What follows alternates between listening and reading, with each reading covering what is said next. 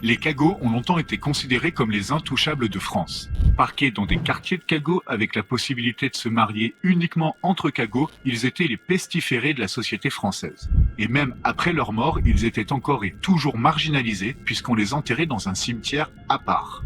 Et dans la vie quotidienne, les Cagots n'avaient pas le droit de boire aux fontaines, pas le droit de faire du commerce, pas le droit de labourer la terre ou même de danser avec leurs voisins. Mais Pourquoi?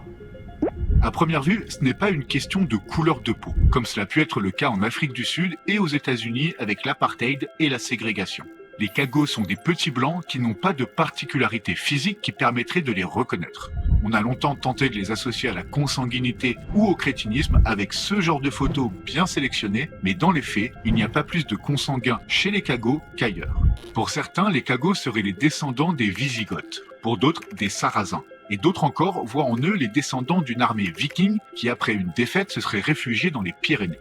Quoi qu'il en soit, le traitement qu'ils ont subi pourrait donc, au moins en partie, être lié à des croyances autour de leur origine. Et malheureusement pour les Cagots, ils vont faire l'objet de nombreuses autres croyances populaires qui vont leur faire énormément de tort. Mais aucune plus que celle concernant la lèpre.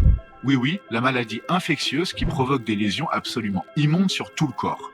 Eh bien, au Moyen-Âge, période durant laquelle la maladie fait pas mal de dégâts, les scientifiques vont déclarer que la lèpre est héréditaire. C'est-à-dire qu'elle se transmet de génération en génération. Ce qui n'est absolument pas le cas. C'est une infection qui s'attrape. Et encore, difficilement. Toujours est-il que les Cagots sont alors considérés comme un peuple lié de manière héréditaire à la lèpre. Et cerise sur le gâteau de merde, au Moyen-Âge, l'Église présente la maladie comme une punition divine. Je ne sais pas si c'est Dieu qui s'acharne sur eux, mais ce qui est certain, c'est que les Cagots ont véritablement été persécutés. Le tout sans qu'on sache véritablement pourquoi.